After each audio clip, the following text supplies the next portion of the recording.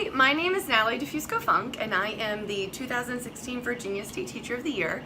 I am a 5th grade teacher from Salem City Schools, which is in Southwest Virginia. We're like 45 minutes from Blacksburg and Virginia Tech.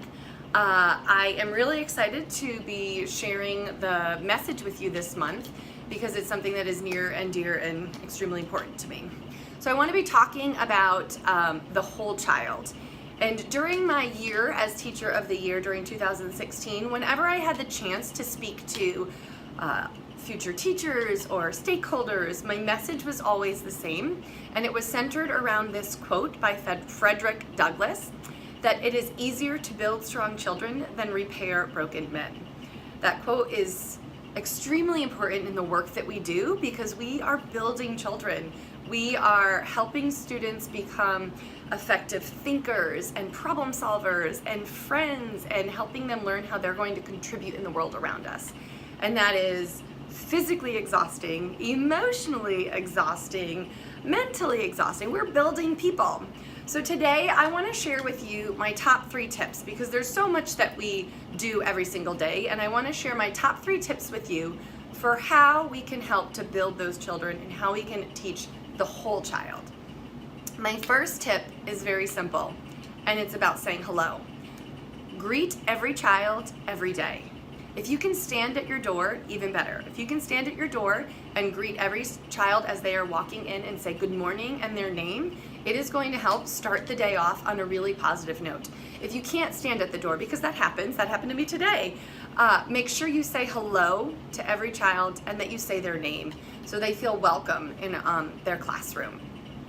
My second tip, tip number 2, is to address the 70-30 principle.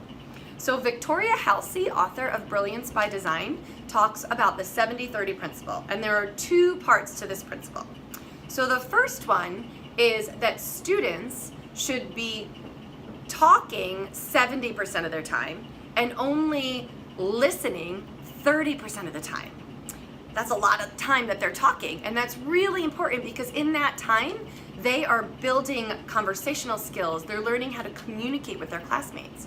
The 70-30 principle also applies to being taught.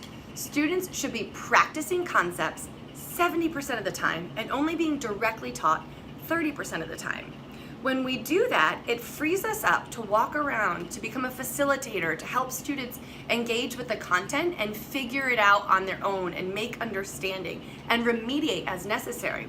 But when they're figuring it out on their own, they're building their ability to problem solve and make decisions. And that's about my last tip. Tip number 3 is about decisions and giving choice. So give choice. We know from research that giving choice, any amount of choice, naturally increases student engagement. So the choice might be, you can sit at your seat or you can sit on the rug, and we have increased student engagement. The other thing about giving choice is that it helps students learn how to make decisions.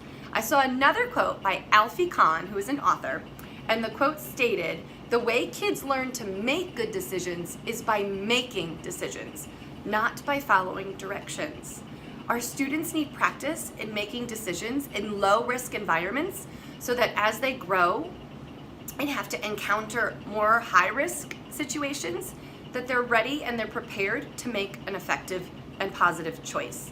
So for example, choosing which book to read is a practice making a choice. And as they get older and maybe they're in middle school and they're choosing to walk away from peer pressure, they've had the experience making choices in some low-risk situations. So those are my top 3 tips. Number 1, greet your students every day. Number 2, utilize the 70-30 principle. And number 3, give choice. I'll bring us back to my quote that it is easier to build strong children than to repair broken men. And remember that this is hard work, that it's exhausting, so take a deep breath. Do your best and know that you are doing amazing things for the children that we serve in this state of Virginia. I wish you the best of luck for the remainder of your school year. And if I can ever be of help, or if you want to talk further about anything that I've talked about, please don't hesitate to reach out. Have a great rest of your school year. Thank you.